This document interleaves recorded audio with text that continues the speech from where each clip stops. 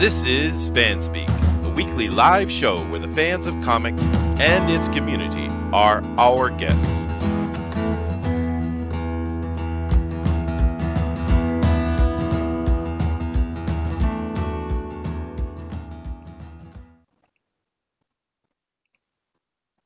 Well, hello everybody, and welcome to the show. This is FanSpeak.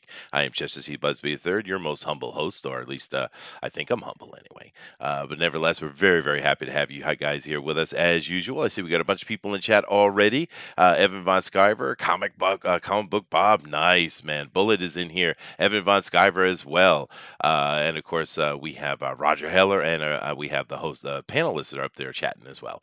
Thank you guys very much for being here. Do keep in mind that we have a bunch of links down below. We still have that issue number 1 for White Lily, and go check that out. And if it's free, we love it when these indie guys give us these earlier books that they've done, so you guys can check it out. And if you like it, go over and check out Preston Poulter's White Lily 3 he's got going on right now, and see if you want to support that. Of course, that's what we do over here in FanSpeak. We're always trying to support this indie revival that's going on, and thank you guys very much for everything you do. We got Pigeon Milk is in here. I haven't seen you in a while, dude.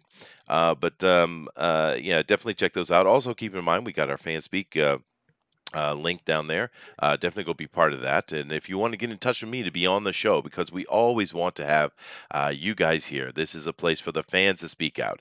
So just contact me on the Twitter or the Facebook, and I will set that up for you. Also, if you want to be on the fan edition of Drawn and Quartered, you can contact me, and I will get you through that process, and you can come on and throw your hat in the ring and see how you can do. We just had a great show the other day doing the Legends of Lone Wolf with Doug Garrett, and that was a lot of fun. And of course, Ink Spots won, and he's going over to the Pro Edition next week, and he's going to give him what for, I tell you. He's a great artist, and that should be a lot of fun. So thank you guys for all that support. Also, keep in mind, this is a live stream, so the best thing you do is to share it out, and that's what helps us the most. And let your family and friends and extended community know what's going on. Hitting that like button, subscribe, we appreciate that too, but that share button's the thing that really helps us out. Thank you guys very much, and I want to be in touch with Chester, Bullet says.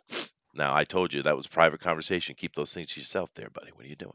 But anyway, guys, we do have ourselves some news to get to today, and we have ourselves a very interesting guest, actually.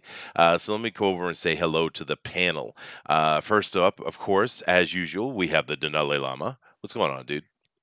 Hey, guys. Aloha. I'm doing fantastic. I'm glad to be here. Another FanSpeak day, another fun time with friends and guests and you guys in the chat. So it's going to be an awesome show.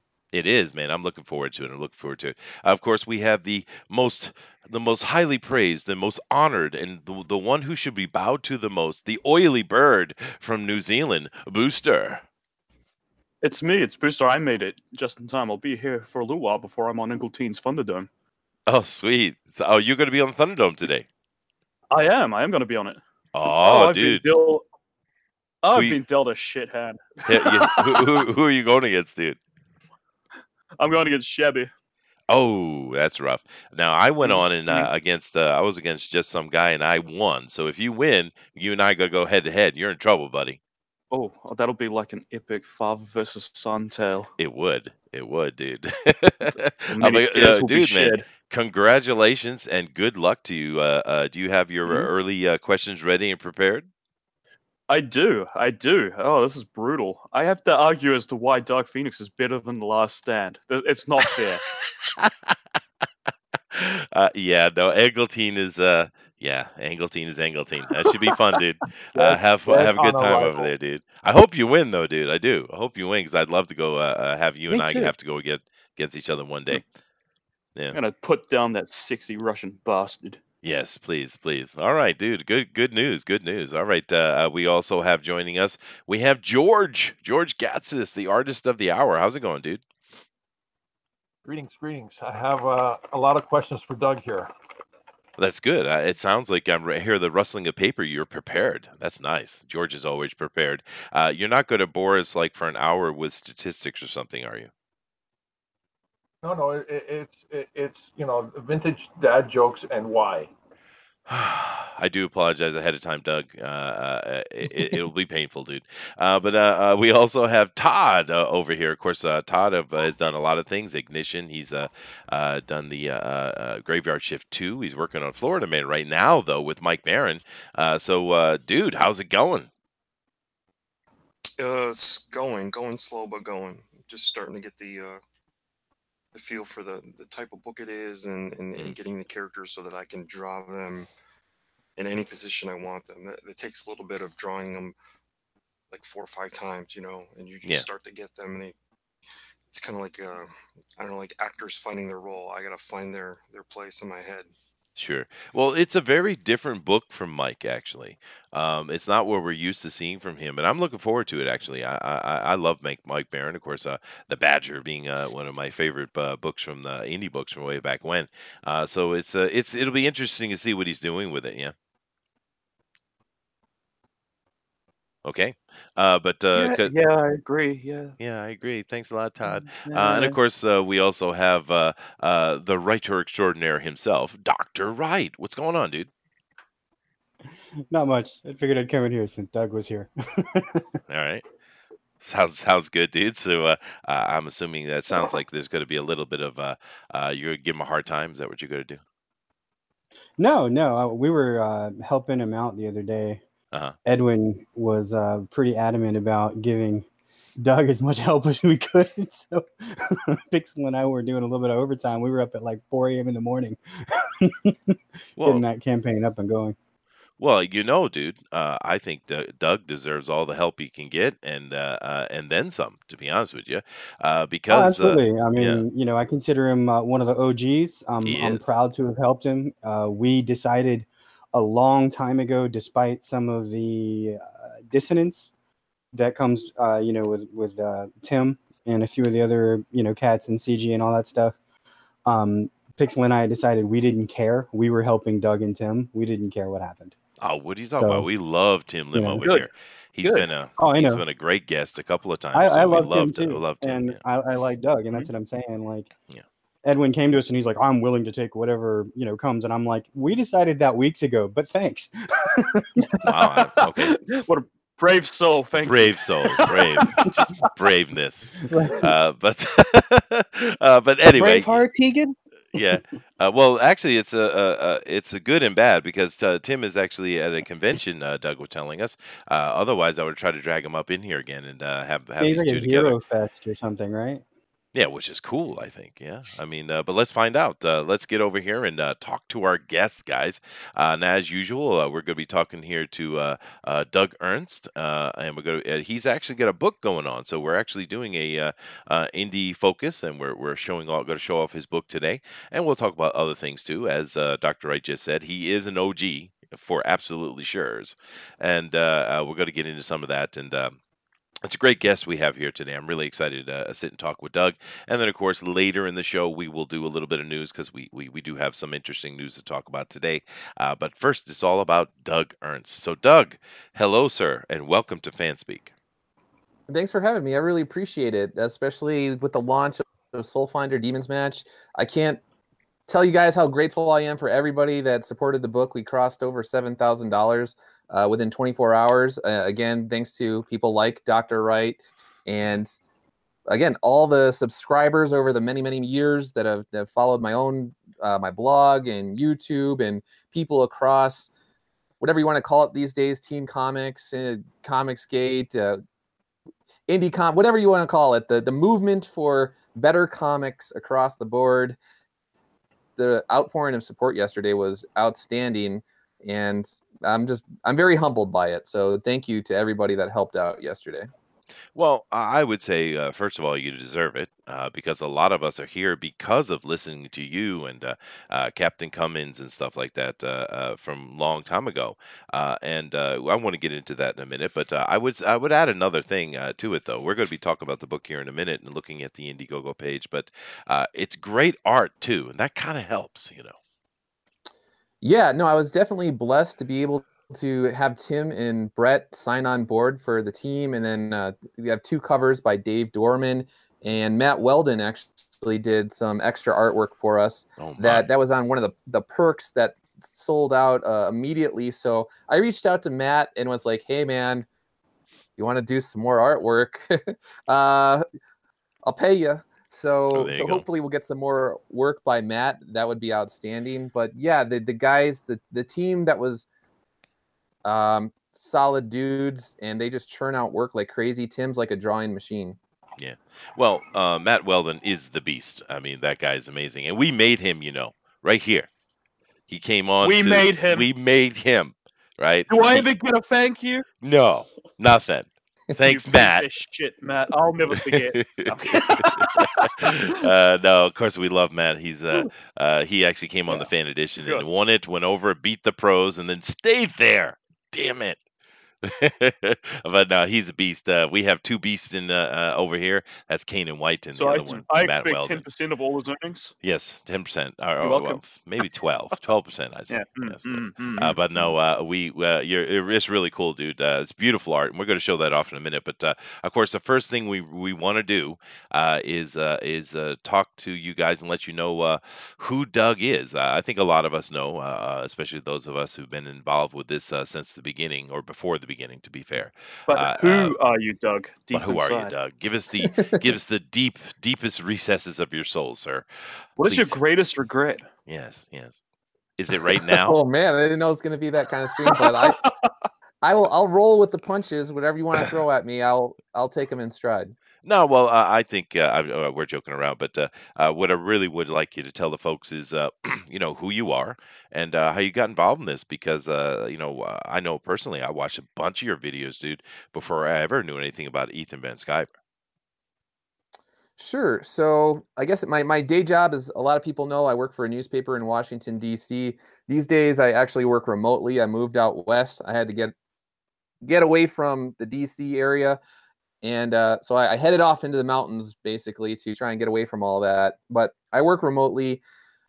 Obviously, I've been a lifelong comic book fan. And so over the years, especially, I don't know, we'll just say around 2009, starting, I just saw a lot of bizarre changes in the industry. And at some point in time, I started a blog as a creative outlet because my job at the time didn't really offer me that. And I started writing on comic book reviews, particularly Spider-Man. That was what I usually concentrated on. And then unprofessional behavior by the pros. Social media was allowing them. It's almost like they tried to be celebrities more than writers and artists or something bizarre like that. I don't know. It's like Twitter warped their idea of what exactly they were supposed to be or their role. And so I started writing on that sort of stuff. And I built up a nice little blog subscriber base, but at some point in time I was like, I want to reach a wider audience. Like, the blog is awesome because my vocation is I'm a writer, but it just doesn't reach the amount of people that I want to reach. So I was like, I got to go to YouTube. YouTube is where it's at. If you do the correct video, that thing could blow up and you could reach a lot of people. So I went over to YouTube and I started doing my comic videos over there. I didn't even know who Captain Cummings was at the time. And all of a sudden, I don't know, I had maybe 250, 300 subscribers. And all these people started coming in and they're like, Captain Cummings sent me. Captain Cummings sent me. And I was like, oh, so then I reached out to him. I found him on Twitter and I was like, hey man, thanks a lot for, the kind words. I'm just starting out this YouTube channel. And we just kind of struck up a friendship from there. And eventually Richard C. Meyer, your boy Zach, obviously Englentine. Actually, Richard did a video last night where he was basically mentioning this. There was sort of like the sort of nucleus or whatever. We all just kind of came together, and there was a period of time where it was really awesome. We were bouncing ideas off each other in the early days. Richard was bouncing jokes off us and material and coordinating. And so that's sort of where the YouTube thing, at least for me, that's where it started. Yeah, sweet, dude. And I remember those times really well. And I am raising my hand right now because I'm one of the people that Captain Cummins sent over, by the way. So Oh, yeah, nice. you blame him. Yeah, but the chat is making giving you a lot of congratulations and saying good luck and all that kind of stuff. So there's a lot of love coming up out of here for you, dude, and that is awesome. And now being a writer, you're more of a more mainstream writer, not a comic book writer. How did you get into writing a comic? Is it just a matter of just the buildup of time, or just something you always wanted to do? I've always been, so like my undergrad, I went to University of Southern California. I was an English major, and so I loved creative writing. Actually, since I was a kid, since I was in middle school, they had a program that was just like they picked a small group of kids that they thought might be good writers, and they basically bust them to the high school once a week, and then they would do writers workshops. And so basically, since I was in middle school, I was in writers workshops going into college, and but then after college, how do I say this? With 9/11 kind of changed my mindset on a lot of stuff. And so I got more political and obviously ended up in Washington, D.C. I worked at a nonprofit for a few years after graduate school, then worked at the newspaper. So I actually got away from the creative writing in many ways because of 9/11. And but I still always loved comic books. And that dream is always kind of in the back of your head. Like, I want to write a comic book. I want to write a comic book. And eventually it just kind of all came together with all the stuff that's going on in the comic book industry culture and with the media, the mainstream media, the way it is. And people were just like, why don't you write a comic book? You're always criticizing comic books. Put your money where your mouth is. And I've said on other streams, silently, I was like, okay, I guess it's time to do this. And I obviously met Tim, and through Tim introduced me to Brett R. Smith, and we all sort of hit it off, and not just about comics, but our general worldview and politics. And with myself and Tim, we're both Catholics, so there's that element as well. And it all just kind of came together. All right. Well, and it's kind of hard to stay away from the political stuff. We do our best over here to stay away, but it's impossible. Like for instance, today I definitely want to give a shout out to all my brothers and sisters down in Hong Kong, and keep up the good fight, because I've lived in Asia for my adult life. So I know the situation over here in Asia a lot more than a Westerner would, simply because I'm in the middle of it. I lived in China for quite a while, actually, and what's going on with them is serious business, and I hope they have some success. They really need to shock that government they have in place there, and try to take a little more of their autonomy back. But has nothing to do with comic books whatsoever. But definitely a shout out for them, because it's a tough situation over there. Just real quick before we do jump in the book, we over the past 4 or 5 years, let's say, we've seen the insanity growing and growing. Of course, when Trump was elected, it was almost like a firecracker went off, and they went to the deep end, and they, meaning progressives, and things are just getting worse and worse and worse. We've seen absolute insanity with things going on. We just had E3 this last week, which we covered here on this show, happily, because we love video games too, and we look at all the fun type of things. And what kind of responses did we get? Every little thing they could complain about, they did. And one of the biggest things that came out of E3 for me is the fact that just the other day, the UK passed a law saying you cannot stereotype women. And it was a direct response to a couple of the video games that came out at E3, and the video game creators said, "Nah, we're not changing anything because this is what our customers want." So the UK literally passed a law, literally. It's insanity. I can't even believe that something like that would happen. It's illogical to the nth degree, but yet this is where the world is now. I've been saying here, because we know it's impossible not to mention things from time to time, but I've said, hey, we're about a year or two out, and this is going to go away because everything is cyclical. Do you think this is true, or do you think we're in for a long haul, dude? So yeah, that story with I saw it first on BBC when that broke, where the law is basically, if this governing body sees if it could be interpreted or it has the potential for quote unquote widespread offense, then they will on a case by case basis judge these particular ads. So that is really scary, especially when you think about it in terms of these nations that are Western civilization, and to me, the pillars of Western civilization are in many ways crumbling. Yeah. I don't know about the pendulum swinging back. I mean, it generally always does. If people go too far one way, then there's going to be people that sort of like rise up to try and bring it back to some sort of semblance of sanity. But I don't know.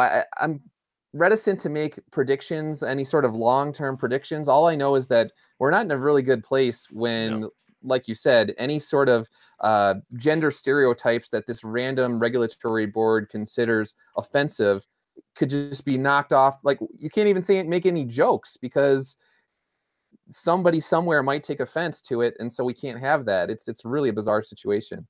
It is bizarre, and in the end, I would really rather see the UK just be boycotted.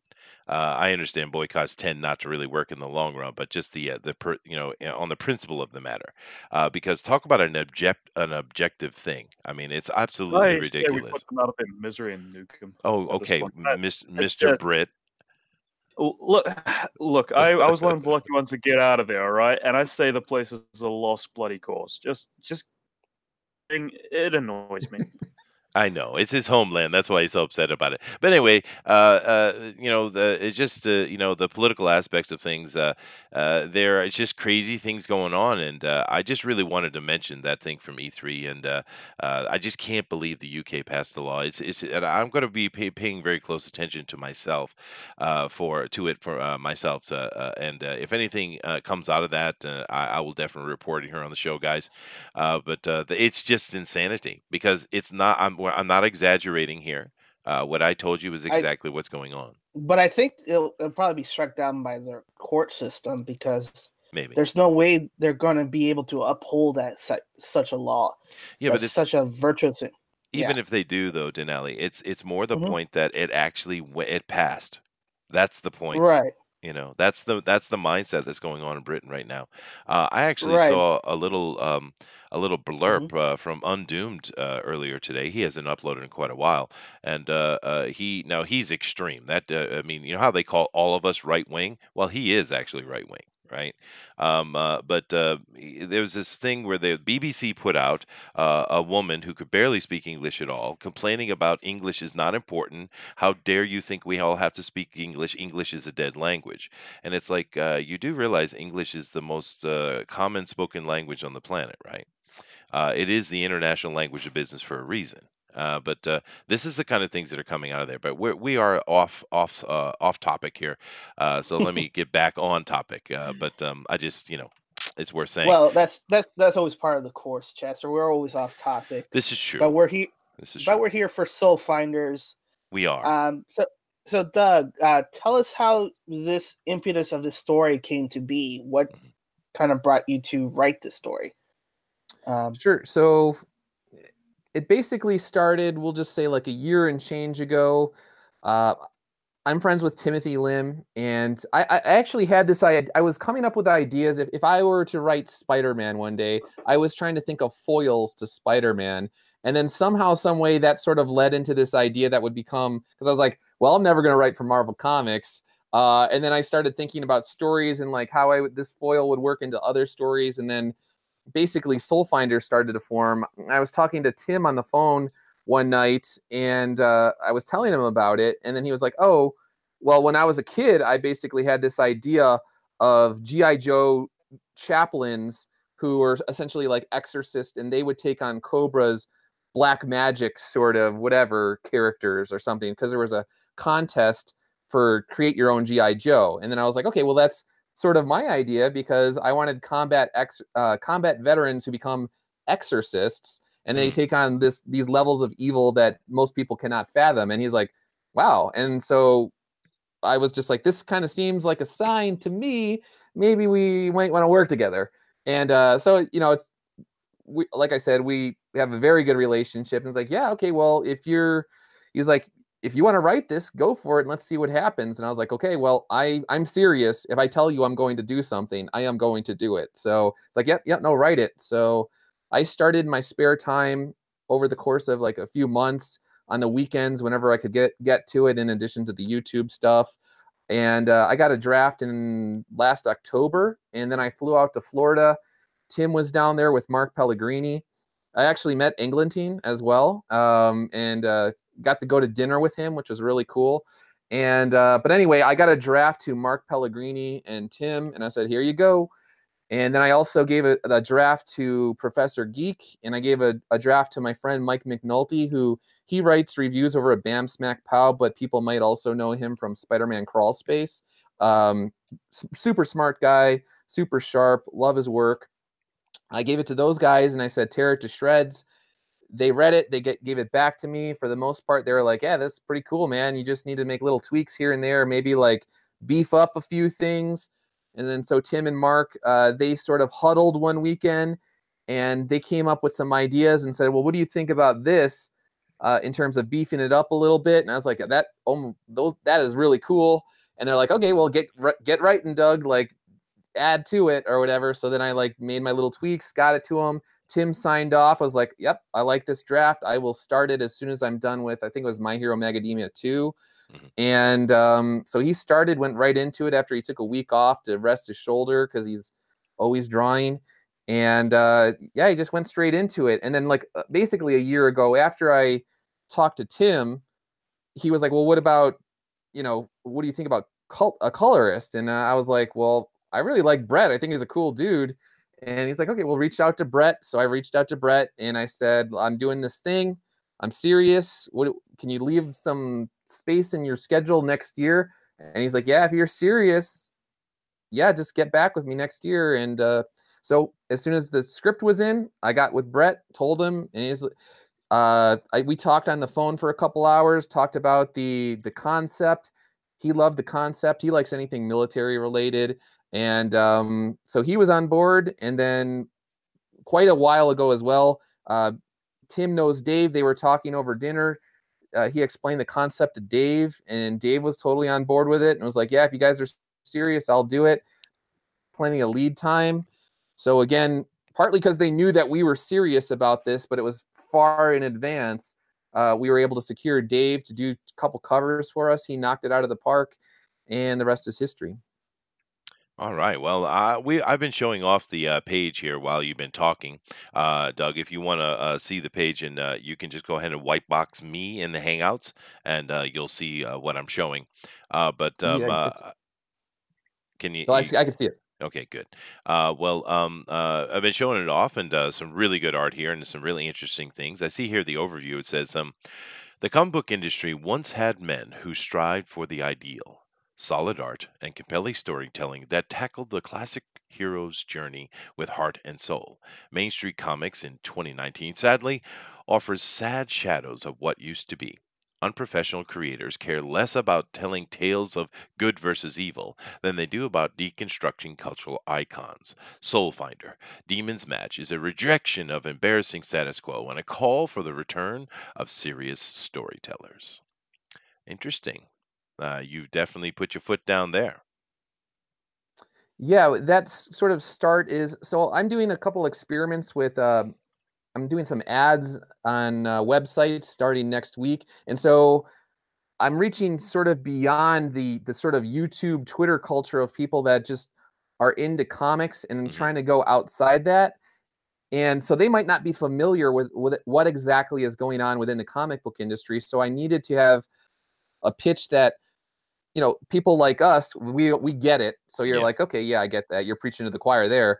But then also there are going to be people that are coming in, hopefully, if the ads work, that they are not familiar with what's going on. But if they read it, they're like, yeah, I want good storytelling, and I want to actually push back in terms of fighting for the classic hero's journey. Yeah, well, and you've had a great first day. I mean, you're almost at 8,000 right now, and that's a great first day for you, man. So it looks like you're going to have some good success with this book. Now, I do see here the story. It says, people have wondered for ages, why do bad things happen to good people? good question. That is exactly what Father Patrick Retter, a Catholic priest who was wounded in combat during his youth, is asked at the start of Soulfinder Demon's Watch, and it is a question he must grapple with after he becomes involved in a series of supernatural events. Ritter is the parish priest in a small, quiet town of Stapleton, Maryland, assigned to the tiny local locale despite his expertise in demonology and the occult. Retter is often called upon by county authorities to advise on matters with religious significance. Things don't stay quiet for long, as a series of related deaths imply that a great evil has been residing in Stapleton, waiting to arise. Now, that's a nice little entry there. Good little bit of writing you have. So it lets us know exactly what's going on in this book. And I cannot tell you how many indie creators we've had over here we've said, dude, we have no idea what you're talking about. We don't know what your story is. I know what your story is. So good job, man. Oh, thanks. Appreciate it. And you could also thank Tim as well for that, because anytime I would write something, I would go to Tim. I know he's an artist, but he's a very smart man. I would say, hey, can you look this over? If something's clunky, can you, let me know where to fix it? Or if you want, you can make little tweaks here and there, and then I'll go in and I'm assuming it'll be fine. So I basically went through, and this is my first time on Indiegogo, so I puttered around in there, tried to get it. It was okay, but you knew that it was my first time going through all this. Right. And then Tim went through and gave it a nice once over, and he really sharpened it up. Well, that's good, man. And of course, Tim is a successful writer and artist, so that's a smart thing to do.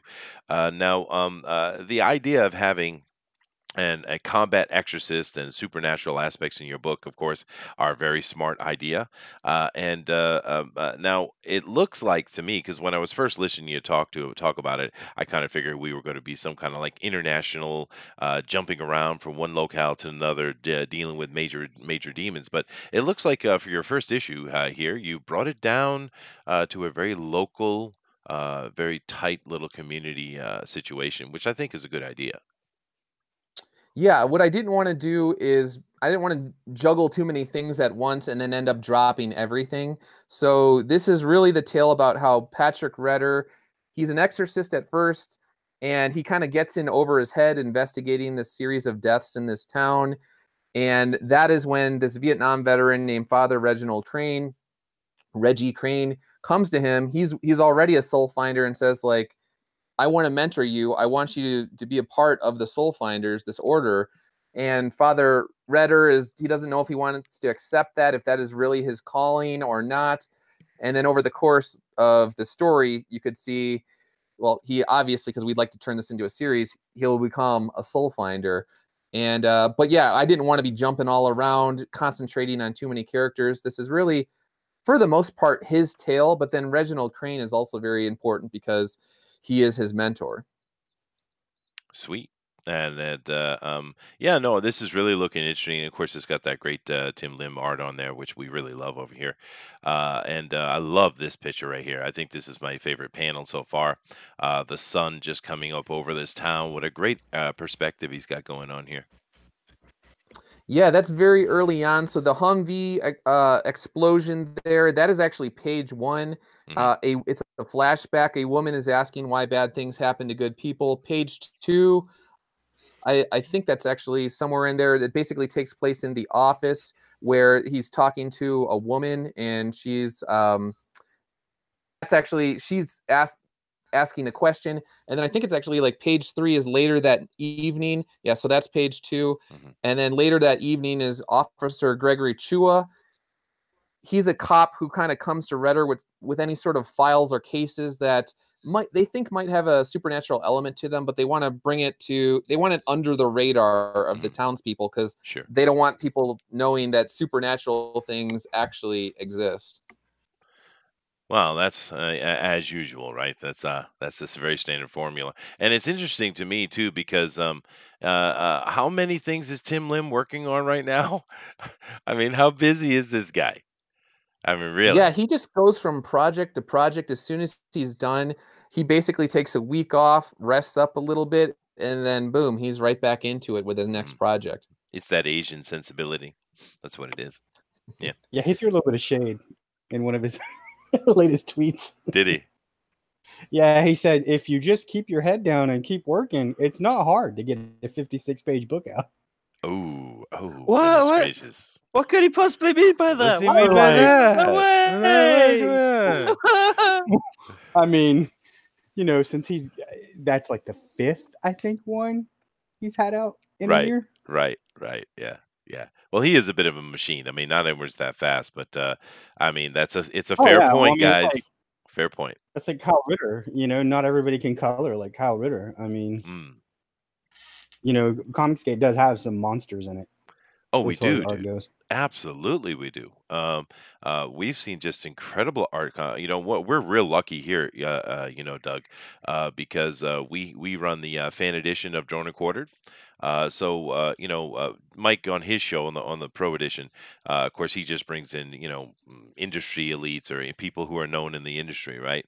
But we're kind of following those unknown artists over to them through our show. But They're no amateurs. They are not amateurs, dude. We have seen ridiculously high level.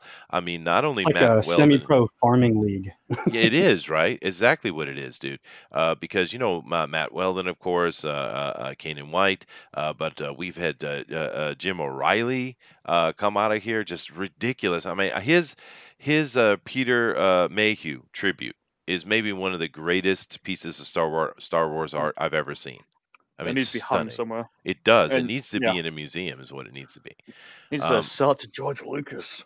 Millions. Come There on. you go. There you go. But no, we've been real lucky with that, and just incredible artists over here. And there's a lot of good writers too. There's several of them sitting right here with you. Letterers. One of the things that we've done on the Oh, show. thanks. You're welcome. One of the things we do on this show, Doug, is we try to bring in every aspect of the comic book world and talk about it and get to understand it better. We've had tutorials on everything that is involved in the comic books, pretty much. I think one of the best ones was Art T. Bear came on and he taught us how to be an inker, and that was an incredibly killer show. Just the in depth of it. We need to have Gary. I haven't scheduled it, but I need to bring Gary Shipman back on and have him give it just straight up penciling tutorial, which will be amazing. But we do a lot of that. We try to support in every way we can and talk about comic books. And this is a great looking book. I love the premise. I love the art. Yeah, I mean. I guess the next thing I'll do is let all these guys ask you questions because I know they've been waiting patiently. So I'm going to let them do that, and then after they're done, we're going to come back and take a look at your perks. All right. So let me come back over to the over to here, and let me stop sharing for now. All right. So there we go. Let's go ahead. Let's start out with George. Go ahead, George. I know you have some questions for Doug. Hey, Doug. You studied political science. How much of that has influenced your writing? So I would say that basically when I write, I want to avoid. I don't want to shove or shoehorn politics into the story. It's all about the characters first and their motivations. But in terms of just ongoing education, the books I've read, the education that I received in the past, the more that you read, if you want to be a good writer, you probably should be a voracious reader as well. And so the education that I received informed my writing that way in terms of I have more tools, creative tools at my disposal the more that I learn. So in that respect, it's in my writing, I guess, because I'm thinking about certain philosophies or ideas or public policy and that sort of stuff and how it affects people and their behavior. So in that sense, like I said, it affects my writing, but not in the sense where I feel as though I have to make people think the same way I think or something along those lines. I don't know if that answers your question properly. No, it does. I understand you're trying to keep it neutral, not to be preachy, and have fun with the story. I got it. How much of the story or any elements in the story that are personal experiences that you try to incorporate in there? I would say that there's essentially, so the writing itself is informed by my own life experience. There's almost no way that it can't be. So years ago in the 90s, I was in the military, I was in the Army.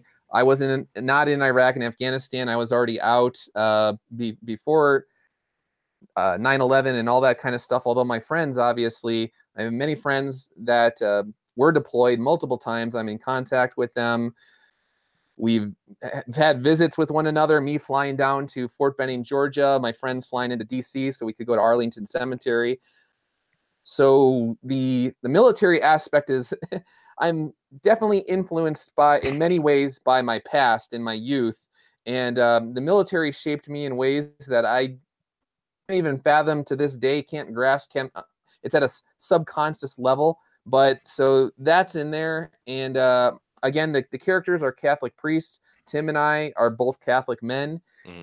And so again, it's informed by my faith, but I definitely want to stress to readers that it's in no way some sort of preachy, finger-wagging lecture on my particular faith. So, like I said, I try and use my knowledge and the education that I've received over the years just to entertain people. That's what I'm trying to do, and I'm trying to give them something worthwhile to chew on, ideas to mull over when they're in their room at night before they're falling asleep. Maybe they'll think about ideas that I wrote about in terms of why do bad things happen to good people, and they'll spend an extra 10 minutes before they fall asleep seriously thinking about those sorts of issues, but not in a way where I'm trying to get people to see the world. You got to see the world just like I see the world, or you're a bad person. Well, yeah, that's wonderful. Thank you for the questions. It sounds like this book's exciting. It has a solid foundation in the universe that you're creating. Thanks, I appreciate that. Yeah, no, that is my question I actually had is since he mentioned, I was going to wait, but I'll bring it up now. What is the cosmology you're laying out? I'm assuming you did lay a cosmology out. So what kind of cosmology are we looking at here? Is this just a standard Roman Catholic view of the universe, or have you added your own little elements? No, so basically myself and Tim, again, being Catholics, one of the things that kind of irritates me is when I see books on exorcists, and I shouldn't say irritates me, but it's like you never actually see a Catholic priest. It's like often some sort of random character who just is doing exorcisms. He might even be just as bad as the demon. He might be an anti-hero. Yeah. So I actually wanted to get back to, okay, the person performing the exorcism is actually a Catholic priest.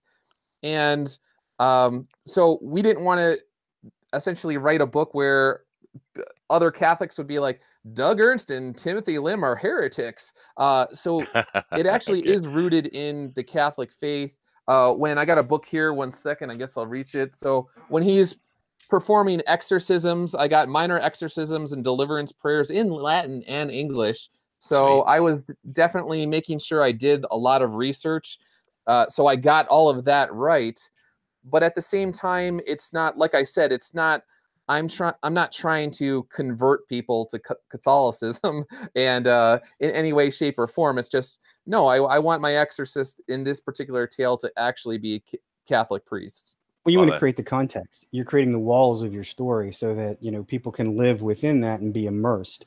And then as far as like religion or politics or anything else, you're putting that in the subtext, not saying it blatantly, not putting an exposition, putting it so that the people will think about that, not even trying to think about it. Like as they go through, they're like, what about this? What about that? Why did they make that choice? And then that leads them to those questions and those answers. And that's what a good writer should do, because you leave it for the simple, but you also have the more complicated if people want to look into it. And I do have to say that you've made the linguist in me happy. Thank you. Yeah, well, one of the things that I wanted to do is, if people want to just on a cursory level enjoy giant king cobra demons versus a priest who is operating on a spiritual realm, it's called Demon's Match.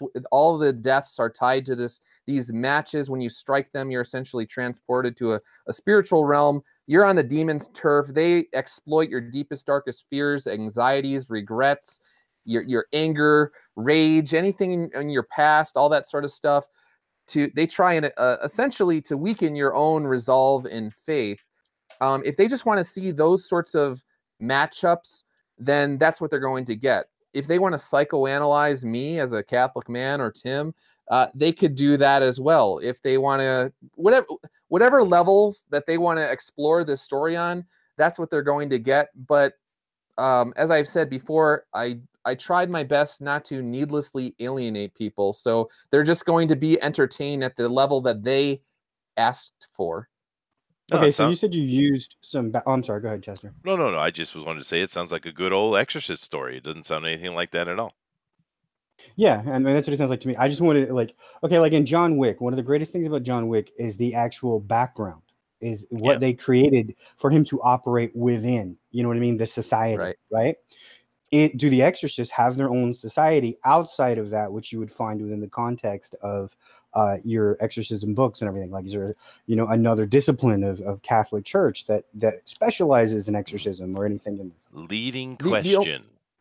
Yeah, so the only thing that, I mean, it's kind of major, but not, is that you would, in real life, you don't have a major order of exorcists. It's just you are a priest, you perform exorcisms. So what I needed to do in this story was determine, why are these people needed? What separates them from any other exorcist who is taking on people that are possessed or vexed or oppressed or obsessed by demons? There has to be something, and that's where these matches come in. That's where the spiritual plane comes in, and how you interact with these demons on the spiritual plane. So I don't want to give too much away, but you basically need somebody that has military experience to be able to exist on this spiritual plane and take on the demons. Because if you don't, it's going to not go so well for somebody that really probably doesn't have military experience. And also, I think I did read through the entire page. You do actually have a name for the group, the organization. You call them the Soul Finders, right? Correct. Yes. Yeah. Booster, do you have anything of value at all to add to this conversation, dude? I do have a question. Oh my God! All right, here we go, Doug. Is this these pants working for me? Like, I don't know if I look silly in them or if, like, I'm going to assume you look horrible, and we're going to move on. You have to let them out 2 fingers. You know that, right? I don't know if I'm looking fat in these or if I'm just not pulling this off. I'm really anxious about this whole. If you think you look fat, you probably need to go for a run. I'm just saying. You're way too short to look anything but fat in clothes. That's true. That is true. That is true. Yeah. Yeah. This is our resident hobbit, Doug. He's about 5'2". He's bald, 26, and extremely oily. And he's about to go on Engeltein's show and do the Thunderdome, brother. I'm that doing is gonna all be these. awesome. Yes, all you these are. things are true. All these things, yeah. And don't let him fool you. We joke around. He's the comedy relief on the show, Doug, and he does a great job of it. But he's actually a very clever boy. I do okay. You do okay. Yes, you do. Yeah. But all right. Let's go over to Todd. Todd, you got some questions here for Doug, dude? Yeah, just not to give away what your ending is, but whatever the ending is it leave open something for you to do next, or is this just sort of a complete finished book and your tale is done?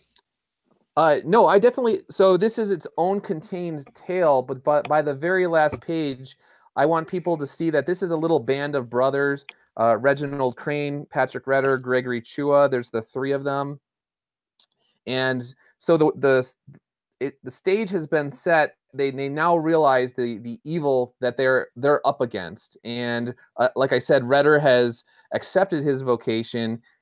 He is now a soul finder, and you could tell that there are other adventures to be had. So one of the cool things about a priest is a priest could be sent anywhere in the world. Guys with military experience, that opens the door creatively to all sorts of things in terms of physical threats I could introduce that they could then respond to because they have that military training. And so you could do a lot of, there's an Indiana Jones-ish tale that I would like to tell next. And there's all sorts of genres that you could play around with when you couple priests and combat veterans together. And some of it will depend on the audience reaction to this particular tale. If they want to see something that's more of a mystery in terms of, G.K. Chesterton to Father Brown mysteries, or something more Sherlock Holmes-ish in that, like, I could go that direction. There's plenty of tales to tell there, but my initial instinct is I have some ideas for this Indiana Jones-ish sort of inspired tale that you could do. And the history of the church also lends itself to stuff that India would do. Absolutely. That's I'm kind of surprised they never took a stronger connection with that. I guess the Last Crusade maybe would be the most tight one in those movies. But actually, it kind of when you were speaking here, it brought up an idea in my head. One of the things I really like in storytelling is the idea that of the desperation of the limitation of resources. Right. I like this. I think it creates a lot of good tension in your stories. Now, you mentioned these matches. And I'm kind of curious, is this kind of like, are you taking a play a little bit on the Lost Room or maybe even a little bit of Keanu Reeves' Constantine, where you have these resources, but they're limited? Like, is that book of matches or that box of matches, is it a limited number or is it something that can continuously be reproduced? So Redder gets when he gets involved in these series of deaths. There's a cult that are sort of dedicated to this demon called Blackfire. Although usually we refer to him in using his Greek name, but the demon's name, who's in charge of everything, is called Blackfire. And so there's this cult that for hundreds and hundreds and hundreds of years have been dedicated to him. And so the Soul Finders actually rose up to essentially be eternally vigilant against this demon as well, because demons are eternal. And so the fight will go on and go on and go on, so that the matches themselves, they're not going to be readily available. You can't go down to the 7-Eleven and pick up some Blackfire matchbooks or whatever. But yeah, there is a limited supply in that if you ran out, you wouldn't be able to get them, quickly. But if they're all connected to this demon, if there's a series of deaths that are involved, you're going to have enough of them to essentially move the story forward. Of course, the plot device, but you understand what I'm saying. I like the idea of the limited resource, where the character is looking at the matches. He's got 2 left. Should he use it now, or should he find another solution? I like that type of using that plot device as a tension getter in the story. I just like those kind of things. And the reason I mentioned Constantine, the Keanu Reeves one anyway, was I thought that that's one of those cult classics that a lot of people love, and I think one of the things that movie did was it really pulled off well the little cosmology, the little bit of the magical world. It showed us it in a very interesting way. Same thing with John Wick, as Todd unfortunately lost power. That's why he's not here. But his mentioning there with the John Wick, they showed us this very interesting world with the Continental and the Assassins League and all that kind of stuff. I just think it's really cool, and I like to see writers who delve into that. And there's a price to pay if you strike these matches. Like I said, you enter onto the demon's turf. So if you need to confront them, there's always a chance that if you strike, well, one, you're going to be taken back to a time where you have serious regrets or fears or anxieties. So Redder, being a Iraq-Afghanistan war veteran, being his entire, if you look at his left side of his body, you could see this guy is going to be messed up.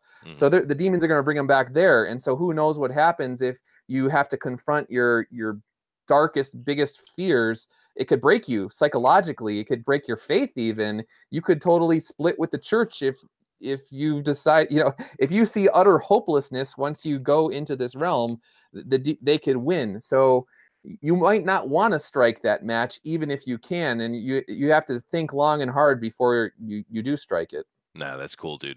And I'm going to come over here to Dinale now and let him ask his questions. But I've been paying attention to your bookshelf. There's some good books there. But I did have a question.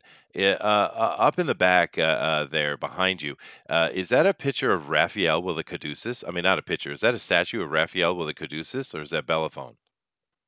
Oh, you're the cover. That's actually Saint Michael. It is Michael. Okay, all right. Yeah, and you could actually see in back of me. Maybe was it?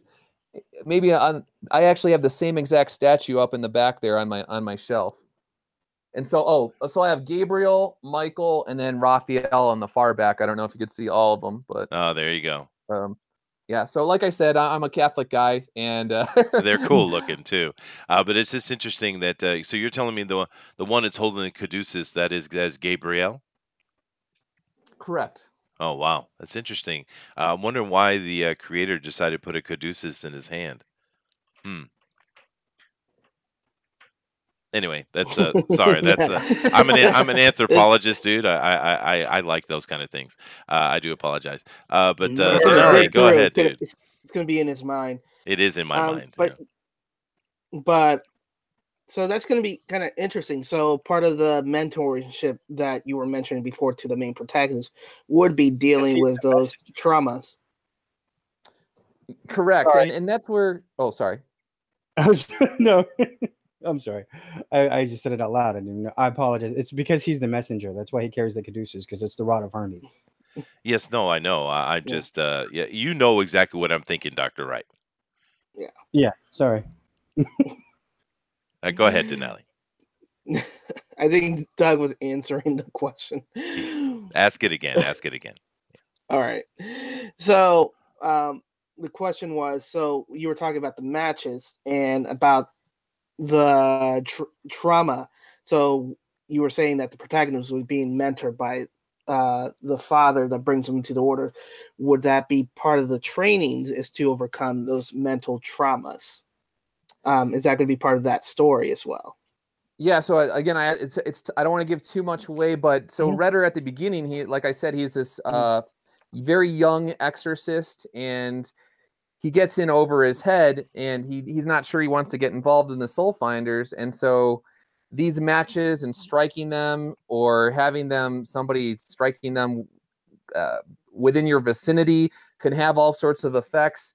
And at some point in time, I think he's going to, perhaps he will realize that he needs somebody to mentor him, because once you start going down a dark road, sometimes there's kind of a tide to it. And you could kind of get sucked in like a riptide or something like that. And you could go under if you don't know what you're doing. Sure. And that's one of the great things the movie Exorcist showed, actually. You're talking about how a lot of modern Exorcist TV shows and movies, even the Exorcist TV show that came out, they're representing these guys who are technically attached to the Catholic Church, but they're not priests, right? And of course, the original Exorcist was the opposite of that. He was a priest. He was out of his depth, to be fair. And they really took time to show that a weak will and a weak sense of your own your own sins, in a way, would be just food and danger in the presence of a demon, and that was one of the wonderful things about The Exorcist. Yeah, and one of the things that I like about this matchup is that you have these entities that they're eternal, and they're far more intellectually superior to a human being. So if you're going to try and take on a demon that has a full knowledge of all of human history, all of like space and time history, if you try and go at them the wrong way, you're going to fail. And then if you try and go against them physically, because you are just a man, you're flesh and blood, they could control objects and physical reality in ways that again, you're going to lose. So you need to know how to combat these eternal beings. It just sets it up where it's like, yeah, you have the constant underdog in many ways. And one of the other things that I wanted with this tale is I wanted a villain to be pure evil. I didn't want where the hero and the villain, you don't know which is which. There's just this kind of blob gray area where it's like, who's the hero, who's the villain?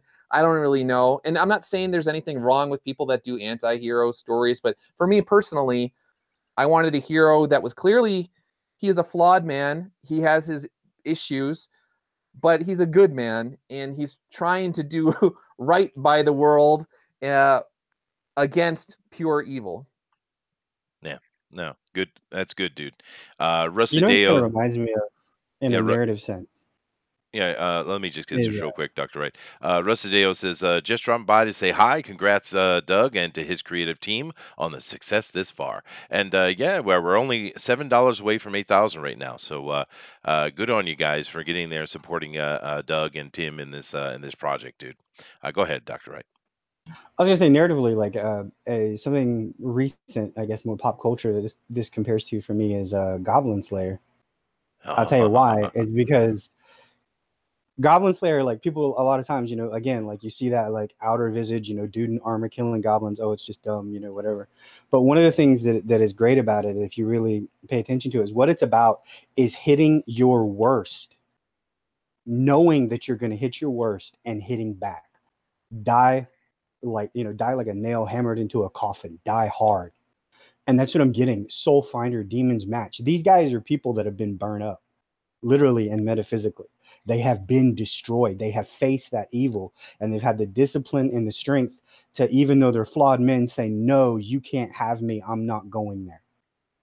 Yeah, I wish there was a page I could show you right now that sort of embodies just that. So yeah, Father Redder, I put him through some serious trials. He's got all sorts of obstacles, crosses to bear, and that's another message or theme in the book, is that there's virtue to be found in carrying your crosses with grace and dignity. I've said before, I don't think that's necessarily a Catholic thing. If you just want to see that on a metaphorical level, I think everybody could learn something about bearing your crosses with grace and dignity. But yeah, this guy, physically, mentally, spiritually, I wanted to basically beat the heck out of him, but I wanted a character who, even through all of that, he continues to essentially, no pun intended, soldier on.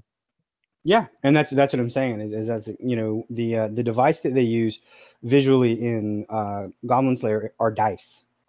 They throw the 2 dice, and when he's at his strongest, it's Snake Eyes, and he gets this little glow. But the glow is just a visual thing to show it, because and people don't get it. They're always like, well, what's that? Oh, Snake Eyes, that's lucky. No, that's literally the lowest you can roll on those 2 die.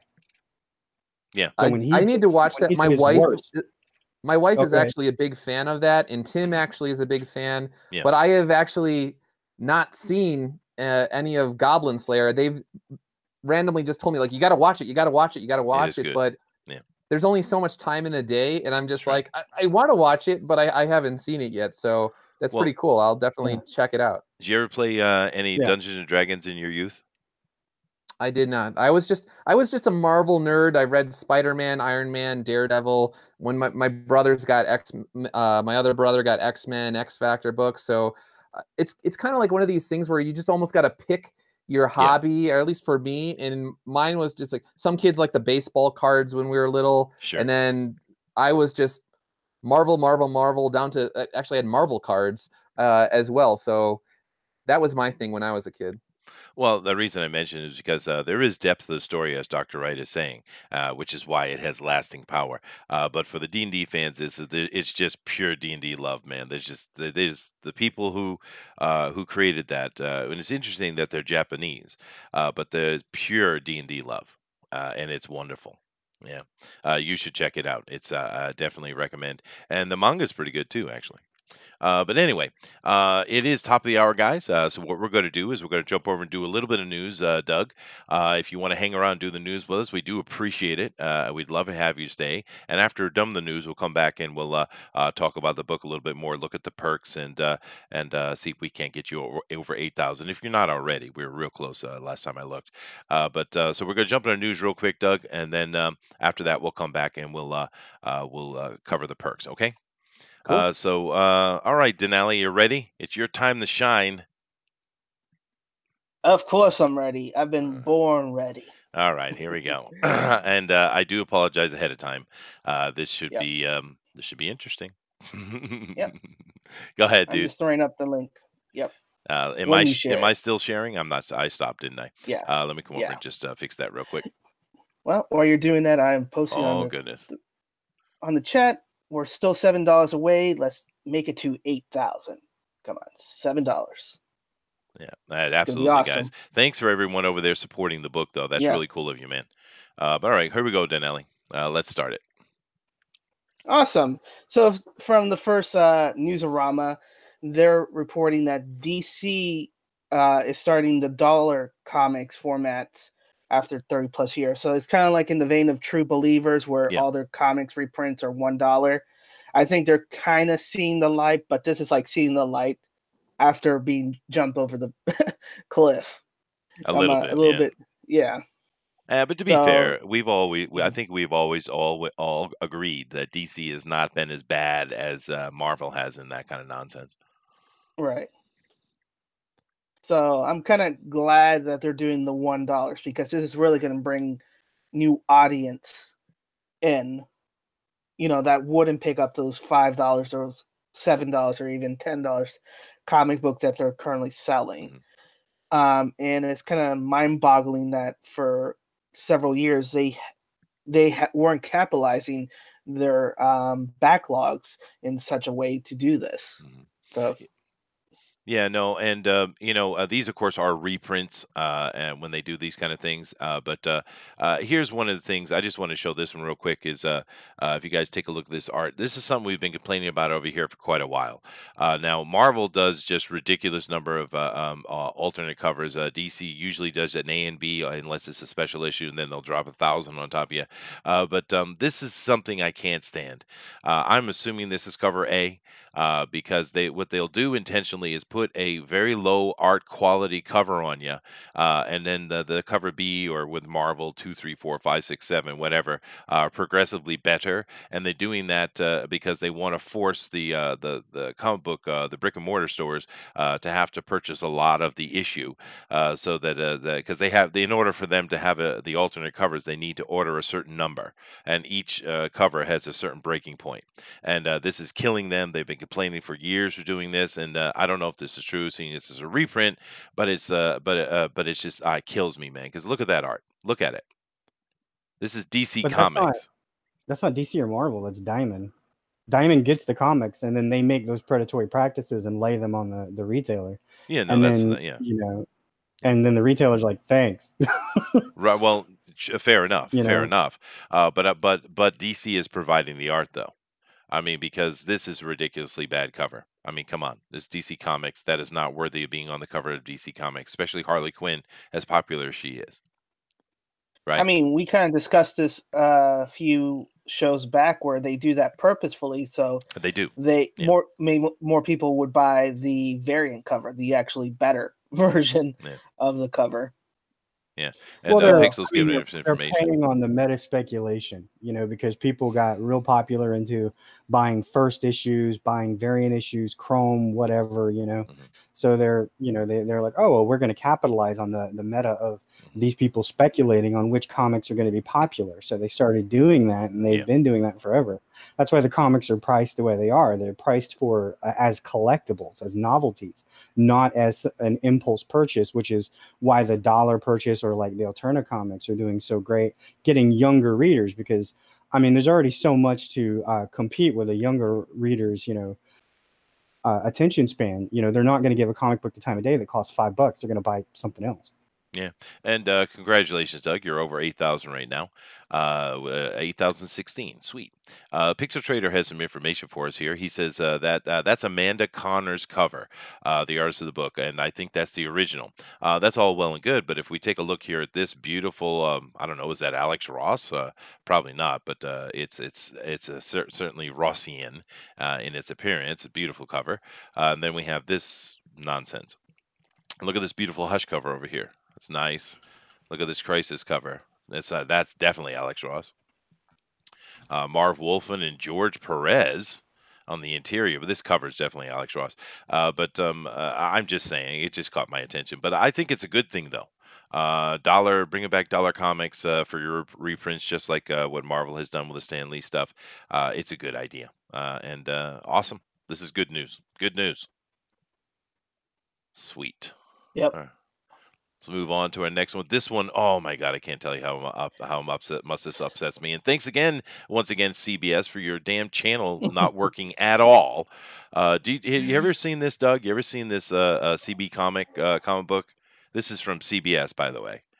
Big bucks being spent here. I didn't watch the show. I'm familiar with the Tick, but I did not watch the show. Yeah. Well, I'm talking about this web page itself.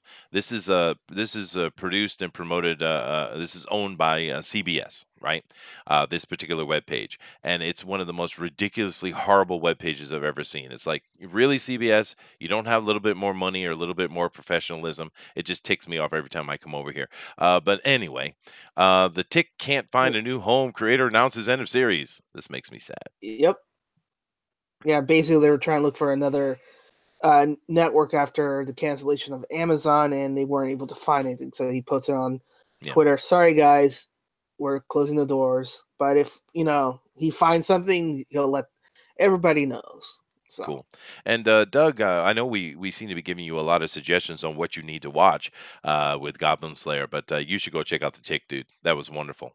Wonderful show. Yeah, I heard it was really good. Yeah. And it's really unfortunate Amazon canceled it. It was a really fun show, and it was just getting its feet under it really strongly. And I don't know why, but then again, I don't understand half the things they do. They put out the Swamp Thing pilot, which looks great, and then they announce it's canceled. Sweet. So yeah, I think that had to do with there was like grants in North Carolina, or was it South Carolina, where they were filming it, and I think somebody screwed up the number crunching because they didn't get as much money as they thought they would, and I don't know. There was all sorts of weird stuff with that. Right. Yeah, no, we covered it here. Yeah, we covered it, and then the film director of I think it was South Carolina, said no, it wasn't. They had the exact amount of incentive and everything. So it's something happens, and I think it's another restructuring because there was another article saying that Warner Media was looking to cancel DC Universe. So that's why they canceled Doom Patrol, and they cancel the Swamp Thing. But they're keeping, for whatever reason, Titans. Yeah, but if they drop that's still going on. But if they drop the streaming service altogether, it will all end up somewhere else or cancel altogether. But then again, that was a bad move by Warner Brothers. We said this many times before. If they wanted to try to compete, which I don't think they can, but if they really wanted to, they should have simply put out the Warner Brothers streaming service. They could have had the Looney Tunes, their incredibly huge library, including DC. But focusing on DC only, I understand the reasons behind it, the promotional reasons behind it, but it was a mistake, and we'll see how that all goes. But this is sad news, man, and it's really unfortunate. And yeah, you're right, Joshua. Boo Titans. It was horrible. Doom Patrol, lots of fun though. I enjoyed that one. Especially, it's really sad about the Swamp Thing though, dude. It had a really great John Carpenter feel to it, man. I was looking forward to it, actually. Right. And I'm not looking forward to the last couple episodes because there's going to be a rush job. Yeah, unfortunately. To it. Yeah. But we'll watch it when they do drop the 10 that they made. Pixel Trader says, wait, they canceled Doom Patrol. Yeah, sorry, dude. Yep. Yeah. It's too bad because I liked it. I had a good fun time with Doom Patrol. George didn't, though. It was cute. It was, I mean, it wasn't the best. But there were some moments like that. The moment where, I don't know their names, Machine Man or whatever, is climbing the stairs and he's imagining his daughter there. That was heartfelt right there. Yeah, that was good stuff. Well, really, the best performance throughout the whole thing, he just stole the show, was the guy who plays Wash. He was playing the Mr. Nobody. What's his name? I can never remember his name, Dinale. What's his name? Alec Tunick. Yeah, that dude killed it, man.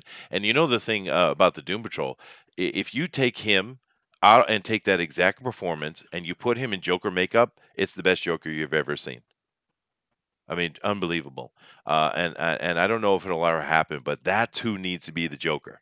And if Mark Hamill, no, seriously, and if Mark Hamill ever decides to retire, that's your new voice right there. I'm just saying. Yeah.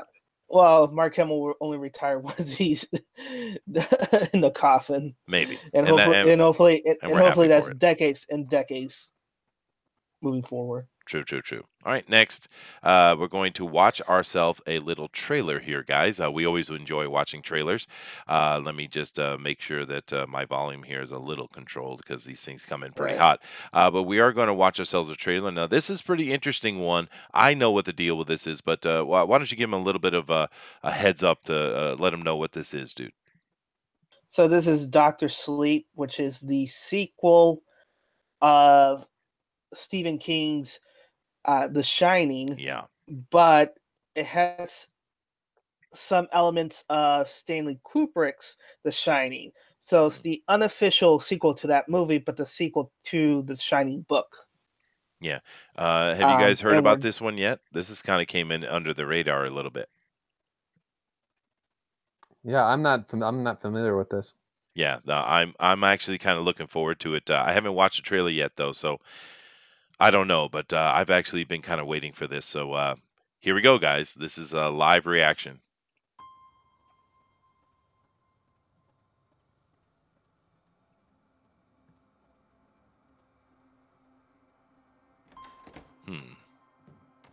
So he plays the kid, grown up. Yeah, he's playing Dan Torrent. Was that the only one that heard Lionel Richie in my head? Hello. Yeah, right. Yeah.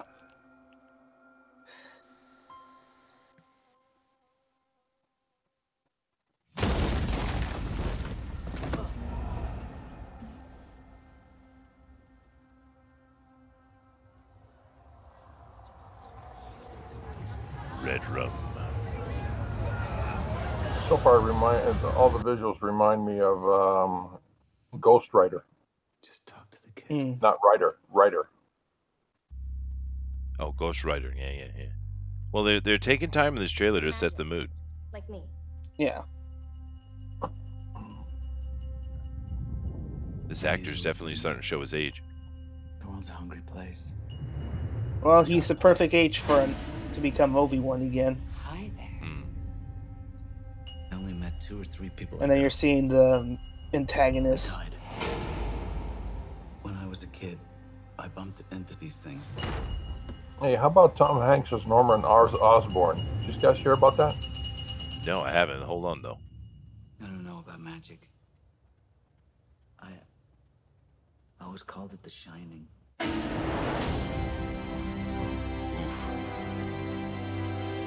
Bunch of hippies at a beach. That scared me too. Yeah, right.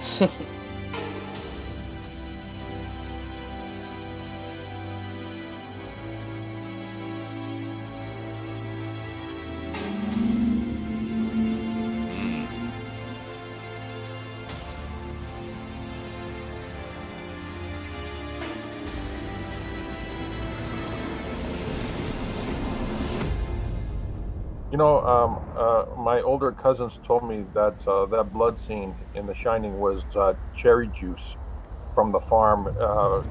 The barrels broke, and that's why it's flooding the hotel room. So when I was watching it with my parents, I was going, yummy, yummy. They thought for a moment I was the weirdest child they ever had. How many did they have? Interesting.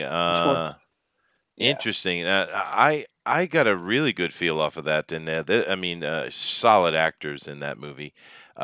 Oof. Oh boy, I hope that's good. What'd you think about that, Doug? The thing with trailers, maybe it's just because as I get older, it's even when I kind of think something looks intriguing, I'm wary that I'm going to get there. It's like a bait and switch, and then you're going to get there, and then it's not so hot. But yeah, I would take a chance on that. So yeah, no, I agree 100%. It is unfortunate, but trailer making is very different from movie making, I guess. But it looks good, man, and the actor, oh, what a good choice, man. Now, George, you were saying something about Tom Hanks playing Norman Osborn. Ooh, that would be interesting. Could he do that though? Can he pull off Crazy Bastard? He can. Not now. It's okay. Your timing. Not now. My timing? Okay, here we go. I think it's somebody's nappy time. I don't know what's going on. I do think so. I think it's we've jumped into the middle of a domestic. All right. Just I was doing two things at once, and then my wife came in and she made it three things at once. I'm like, wow, the timing. Oh wow! Well, you should try to run an OBS show and see how many things you have to do at the same time, George. No, sorry. Yeah, like I was trying to close some windows that were popping up because of ads. Sorry about that. Yeah. Yeah. Tom Hanks as Norman Osborn. I saw it on Twitter. It was hinted, and then I started to follow it, and that's why I was trying to find those windows, and that's when I got run over by the pop-up ads. Yeah, but I think the idea of Tom Hanks doing that is interesting. But Abe Sapien here says classical bait and switch for movie trailers. The classic bait and switch for movie trailers is druids. Interesting. Uh-oh. Dillard Draws is in here. I do apologize ahead of time, Doug. Movie looks great because The Shining sucks. There we go. There's John. Hi, John. Nice to hear your loving texts as usual. Goodness gracious. But we do like to watch the trailer here when we can, and I'm looking forward to that. We'll see how that goes when we check it out. Maybe we'll do a review on that one. Do you have any comment on that, Dr. Wright, or should I move on? No, I actually don't know too much about Stephen King. He wasn't I liked some of his books, but a lot of them didn't catch me. Well, I like his like non-paranormal stuff better than his paranormal stuff. Oh, I see. Like Stand By Me and stuff like that. But the thing about King for me is it's really simple. If it's a short story, it's good. If it's not, it's not. Yeah. I mean, it's Stephen King's pretty that simple. Yeah, I mean, was it Sometimes They Come Back? I loved that. Sure. And that's the thing killed me when they people were kind of complaining when Idris Elba played the gunslinger, but I mean, I didn't care. I mean, most people don't really know the character, so it didn't matter to me, and I love Idris Elba. That guy's awesome. It was a different story in the same world, is what I got from it. Because he even says like there are, a million iterations of this happening in a million different universes everywhere, or 144,000 if we want to do the mathematical snowflake. But whatever. Oh, sure. But here's the thing: the movie they did was absolutely ridiculous. What if they just took the original Gunslinger short story and just made a movie on it? Just the original short story. That would have been killer, dude. And you could have done a trilogy running into that and eventually getting to what they wanted to do.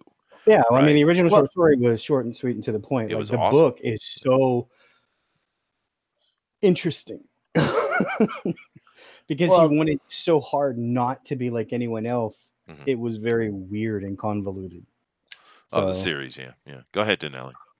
I was going to say, the reason why they did what they did is because, again, they pulled a DC, which they didn't have the patience to lay down the groundwork. They wanted to do this now. This is now.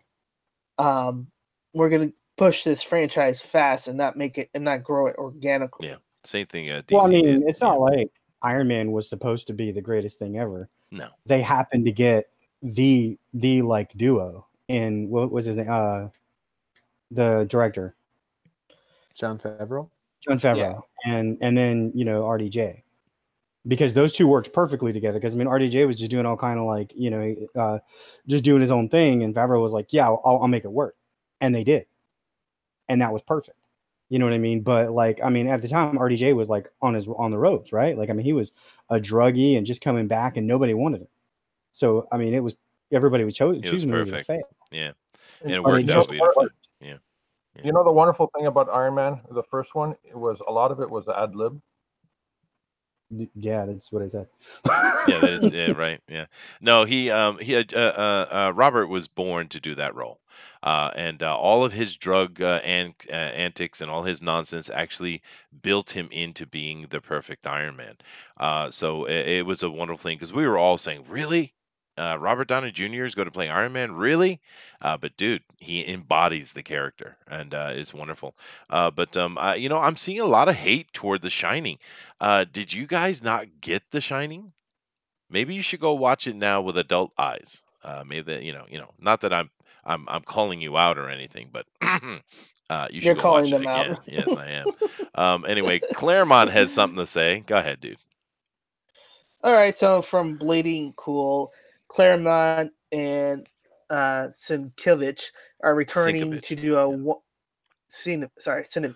just call him Bill, dude. It'll work. Yeah, fine. Claremont and Bill are going to return to do a one-shot for New Mutants for September. Now, this is comic book news, and we've been seeing a lot of this kind of interaction from Claremont recently, actually. A lot of this kind of little one-shot, little bit of involvement here or there. What do you guys think about this strategy? You think they're using Claremont properly, or maybe just put him on a full long run? I mean, maybe he's too old. I'm not sure. But I don't know. I love the New Mutants. Are you guys excited to see a New Mutant Claremont come back? Maybe that's why they're doing the one shot, to see how people react to it, and if it reacts positively, then it becomes an ongoing series. Well, I don't mind. No, I don't mind either. But have you guys read any of the recent Claremont stuff that has dropped? Because we talked about Frank Miller for quite a while on a couple of shows, and we really enjoy his writing, and we've covered many of his books. But he does have the current thing going on. It's a continuation of the 300. What's that leader's name? The Persian leader. Someone help me out. Xerxes, yeah. The Xerxes book is really showing Frank's age hardcore. It's just not good, unfortunately. And I'm kind of wondering what you guys are thinking about the Claremont and the stuff we've seen from him recently. I was just about to say that, that's probably what they're doing. Is I don't know, a lot of these older writers, they're a little crotchety, and they get in here and they're just kind of just trying to get a paycheck, it seems like. Right. Yeah. And so they're not where they, because I know, and I'm sure Doug does, Doug as a writer, I'm sure Chester, when you write, sometimes it takes 3 or 4 days to write a page. Yeah, it does. You fight with that, with a blank mind and a blank page every day, and you have to be in that right mindset and that right place. You know what I mean? And to be older and to have to try and get into that again, I mean, it's harder and harder and harder. Yep. So you know what? Actually, when I was, go ahead, Doug. Yeah. No, I was gonna say, when I was 20 years old, ideas were just going all through my mind and coming out my ears and eyes and all over the place. And as I get older, it actually is work at times. I have these ideas, but it's more work than it was when I was a young man. You got to parse it out into a way that will actually extrapolate on the page in the right way. So you just sit there and you're like, okay. Yeah.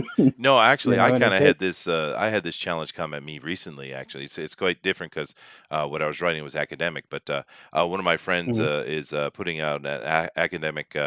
Well, it's a paper, but it's a book size. But he's putting an academic paper on human migration, and he asked me to do a chapter on Rh negative, which is something I'm a bit of a specialist on. So I was like, yeah, sure, no problem. When do you need it? 3 months. It's like, Jesus, dude. Really? He said, please, man, I need it. So I need my the paper nose of down, a lifetime tomorrow. Thank you. Yeah, right? I mean, now that's a deep subject, right? And I have a chapter to cover it, and you're giving me 3 months to have it in your hands. I got it done. You're paying well. Well, that the money's no, that's a separate issue. But I got it done. But it was just that's crazy. To have to drop something like that, that's heavy, but I understand exactly how that feels. But I guess I asked the question about Claremont because it's just I've read a couple of things he's done, and it's like, I don't know why he's even bothering, dude. So I don't have much hope for this. I love Chris Claremont. Do not misunderstand me. Do not push that back on me. I love Chris Claremont. Or something. The one where Magneto goes to a diner. Yeah, that was like X-Men Black or something. Yeah, right. Yeah. Goes to a diner, and there's 4 pages of Magneto at a diner. Yep. Drinking coffee. But this is a good X-Men movie. Check it out, Disney. This is the classic team, though. Let me look at it. I'm going to read it. I know that. But nevertheless, let's move on, I guess. And we got to pick this up real quick, though. We got 2 more. Yeah. So this one right here is pretty straightforward. It's just Dinale. Right. Go ahead, dude. Yeah, IDW Media loses another $3.7 million. $1.6 million loss is actually from the publishing. and then one of the IPs they're talking about is Winona Earp. Winona, for yeah. the public. Yeah, Winona, yeah. Which is they've had success with that. That actually got picked up and has this TV series, which I wasn't a big fan of, but some people love that show. And of course IDW is we've been just so you know, Doug and Dr. Wright, we've been covering the fall of IDW for a long time now. And every time we have information, we always bring it up. And of course, one of the things I understand about IDW is they're more than just a comic book company, like say Images or something like that. These guys they have their fingers in everything. Not only movies and TV, but I mean all manner of things. These guys got their fingers in, and they cannot balance those books, boy.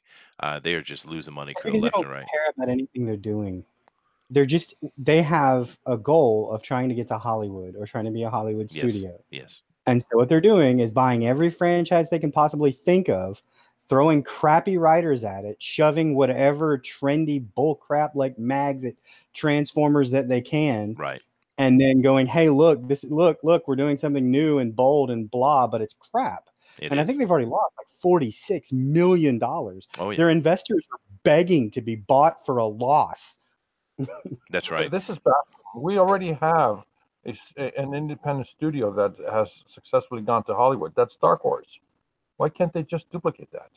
Well, they're trying, and they have had a lot of success in that realm. They just keep shooting themselves in the foot. And to be fair, just put this out.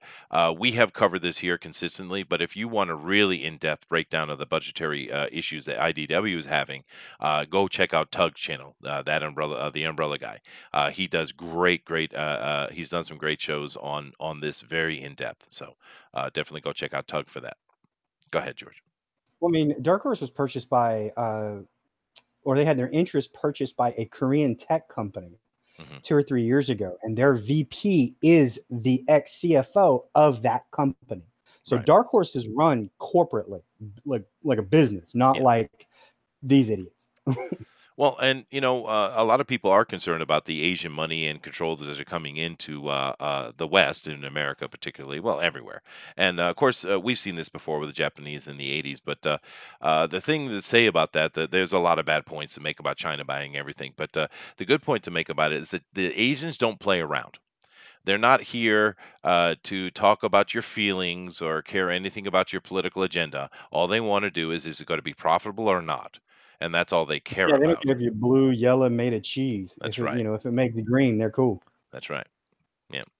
But anyway, it's just we've been following this for a long time, and they cannot get it right, dude. And it's unfortunately, but we don't have enough time to really stick on that because we need to get this done and get back over to talk about Doug's book here.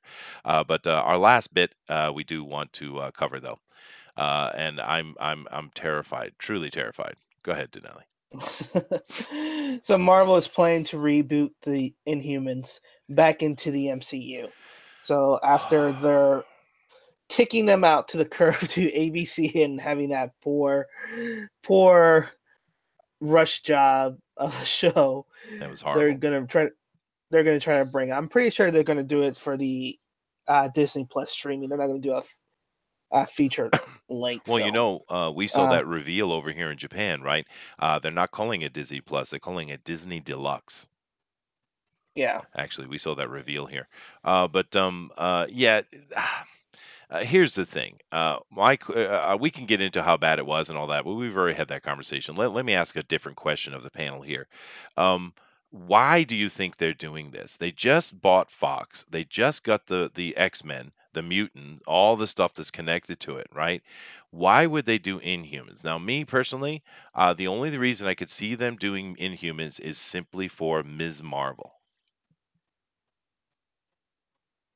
Anyone want to disagree? Did you see that one interview with what's her name, Alonzo, the producer over at Marvel, where she said X-Men, the name X-Men is quote unquote outdated? Yeah. No, we covered it. Yeah. It's. I was gonna say, so maybe they don't want to do the X-Men because there's weird. I don't know. Inhumans is more along the lines of I don't know. Who knows? Politically correct or Yeah. something. Yeah, So because there- mankind isn't a thing, you know, these idiots. I see. Well, we've talked about a few things here on this show that I think are kind of interesting. Like for instance, Guardians of the Galaxy. Now, I read some of the Guardians books, but I'm an absolute comic book Marvel nerd. So of course I've read it, but hardly anybody else knows anything about the freaking Guardians of the Galaxy. But yet they hit that hard, and it was amazing success. I mean, praise James Gunn for that. Aside from his stupidity. But the Inhumans is another one that a lot of people don't know much about, dude. And not nothing against any of the creators over there, particularly Stan Lee, but it's a dumb name. I've never liked the name. I mean, Well, I think X Men. humans is sort of like new gods in that they're kind of like a background to a cooler thing. Yeah, Well, that's right. it makes sense. The Inhumans are an offshoot of the Eternals, and they're planning on making the Eternals movie, so it makes sense. And also, it makes sense that since the way it looks like Disney really messed up the X-Men franchise, it doesn't look like they're going to touch that franchise for 5 to 10 years. Which might be a good thing, actually. But I don't know about the Inhumans, dude. I really think it's just a chance for them to bring Miss Marvel in, dude. I really do. And to be fair, when the Miss Marvel character started, it was a good character. They just ruined it. Right when it started, it was pretty cool. I love the writing, the excitement. It was really well done, and they just ruined that thing. But I have a feeling that's what's going to happen. I'm sorry. I have a very important announcement to make. Sexy just joined the chat. How you doing, Slick Jimmy? Nice to see you, dude. All right, sorry, I just had to make that announcement. But this was so bad. Now, this guy, what's his name, Dinale? What's this actor's name from Game of Thrones? Shoot. I can't remember. I know I keep going for Ramsey Bolton, but that's his character name. Right. Well, this fella right here, playing Maximus, and if you saw the Inhuman shows, you'll understand how bad it is. He was great in Game of Thrones. He really portrayed that little sawed off, little shit that you want to see die, right? But Maximus is not that, right? He's not that. He's an insane. He's not like the Joker in his character, but he's like the Joker in the fact that he just wants to see it all burn in a way, because he's literally insane. But he did not pull this off. This was one of the worst aspects of it for me, was this guy playing Maximus, and it's too bad because he's a good actor, but this is not the right character for him. But anyway, anybody have anything else to add to this before I move back over to the Soul Finder? No, I think we're good. All right, well, here we go. All right, well, we're back over here, Doug. Thank you for being patient with us for that 30 minutes and going through the news. I hope you enjoyed yourself. Yeah, no, this is a really cool looking book you have here. Let me refresh the page because they keep telling me it's made some money. So let's take a look, see what we're looking at here. Hey, 8,039, sweet. And we are, what are we sitting here? We're about 2,000 away from your goal, and you have 29 days to get it. So I'm pretty sure this book is going to get made, dude. How you feeling about that? Yeah, no, like I said from the start, the outpouring of support from people across multiple social media platforms, Twitter, Instagram, YouTube, everything is Facebook. It's just been outstanding. Obviously, like I said, I'm very grateful that you guys invited me on to talk about it today, and the chat was really supportive. And so, yeah, I said last night with Tim, it's just a really surreal experience because this is my first time doing this. And so to see everything come together, it's like you dream about it when you're a little kid, and then all of a sudden it's becoming a reality. And it's just when you see people that are excited about it, when I didn't know, I could have put up the Indiegogo and it could have just been like womp womp womp womp, and like it could have been rejected. But to see people actually like, no, I like this concept. The art looks awesome. We have, I think Richard was saying, I have a good feeling about this. And so now it's just like the pressure's on me as the writer. Tim and Brett and Dave and Matt, they did their job. So now it's all, I got to take it over the finish line. And, but at least I know at a bare minimum, people will be like, that art was awesome. I don't know what Doug was thinking, but the art was awesome. Yeah. But hopefully they like the story. Yeah. as well. Well, dude, that Dorman cover is killing it, dude. That is a great cover. But I want to go through the perks here real quick, so you can tell us what is involved with them. I see several of them are already sold out, so wow. But I do know when I come out with my I did an anthology thing, but when I come out with my own book, of course I'm going to promote over here with all these guys, but I'm coming over you guys too. So you have to baby cradle me, okay? Show me some love. All right. But anyway, we're looking at clergy here. Tell us what this is. So we wanted to get the price point as low as possible for people. So one of the, I guess not even a complaint. I mean, it's a legit sort of issue is with these crowdfunded books, they could get pretty expensive. So Yes. when I met with Tim, I said, listen, I don't even care. I don't even need to make a dime. I will make $0. All I care about is getting a really good book into people's hands because, like I said, I have my normal job at the newspaper. My wife works, and so in many ways, I like making money like the next guy, but really, I just wanted to focus on having a pound for pound kick butt story with awesome art. And I was like, we need to get the price point low. And if I could tell a good story on this one, then like on the front end, I could lose money or not make money, but that'll set the stage for future books. So let's get it into as many hands as possible. So Tim, over the course of Trump Space Force and My Hero Macadamia 2, he does all the number crunching. He's basically the expert for that sort of stuff. And he was like, okay, we could get this down to $15. And Wow. so that's just like the initial tier where you basically just get the book. Awesome. Now, looking over your page here, and it looks really good. There is one thing I know I and Dinale would certainly suggest to you, is the fact that you do not have a featured up here. You should throw whichever one of these, which I'm assuming is probably this one right here, the $60 one. You should throw that in the featured, so it's the first thing they see. And then when they come down, of course, they can choose whatever they want. But that featured, having that featured up actually helps quite a bit, dude. Gotcha. It's yeah, just you can adjust that in the page, but otherwise, I think the page looks really good. I am going to check out that trailer at the end, by the way. So I hope it's a good one. Is it a good one? Am I going to be happy? I tried to make it succinct, kind of to the point, and not rambling or meandering. And so I like to strip things down. Even the campaign here, there's not a lot of fat on it. I said on other live streams, it's like some bands, they have pyrotechnics and laser shows, and there's nothing against laser shows, but I wanted to just strip it down and say, like, no, we got a book, again, across the board, solid, solid, solid, solid, every metric that you could kind of come up with. It's a professional team, and we don't have a lot of bells and whistles, but we are going to give you a book, and we're going to, in short order, once the campaign wraps, we want to try and get that book out as fast as possible. Sweet, dude. Yeah, actually, speaking of laser shows, when I played with the machine back in the late 80s, early 90s, they had an hour and 15-minute set that was perfectly set to a laser show. I mean, it was really strict on the amount of time, even that you could speak to the crowd. But it really looked cool. And it was good for the people who were doing the LSD, I guess. Nevertheless, $15 for a 56-page book. Wow, dude. Good on you. Now, and you're looking at coming in November. Sweet. Now, The Exorcist. What's the difference between this one? It's $5 only.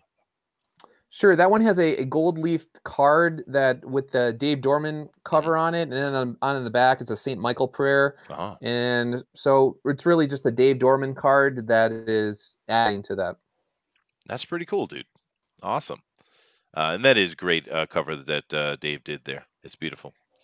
All right, let's come down here, and there's 50 of those have been claimed so far, so you do have a limited run on that. And then this one is because we see some other ones here that are sold out, so we won't cover them per se, but these are the ones being in the book, I'm assuming. The one thing about the Matt Weldon art, so that went so fast that I actually circled back with him the other day, and he's pretty busy with conventions and stuff too, and I was like, hey, Matt, if you want to do some more art, I will pay you. And so we might be updating that because that went so fast that we're like, dude, let's get some more up there. Yeah, that would be cool. And of course, Matt is just an absolute beast, man. It's just a killer artist. So happy to have him in the community, dude. But let's check out your last one here. This is the big boy. Go ahead, dude. The Soul Finder. Sure, this obviously has the gold leaf card, and then we so with a lot of the books you have like the artist or whatever, he signs it, and for this one we actually wanted the entire team to sign it. So myself, Tim, and Brett plan on meeting up together at some point in the near future. I know Brett and Tim, they were in DC not too long ago, and I know they want to go back. So we were thinking we might just all fly out to DC together, and then meet up, sign them, and then divvy up the books, and then mail them all each ourselves. Like basically, like what is it? Like basic 20 a piece or whatever the heck it is. Right. And so yeah, we just wanted the entire team to sign the book. That sounds cool. That is a little bit difficult on the scheduling, but I'm sure you guys will work it out. And that's excellent, dude. $60, you get that. You also get the card as well. All right then. Well, there's the project. It sounds like we have stretch goals and stuff that are going to be looking to unlock when they hit the 10,000. Do you want to talk about those a little bit, or you just want to save that for a later date?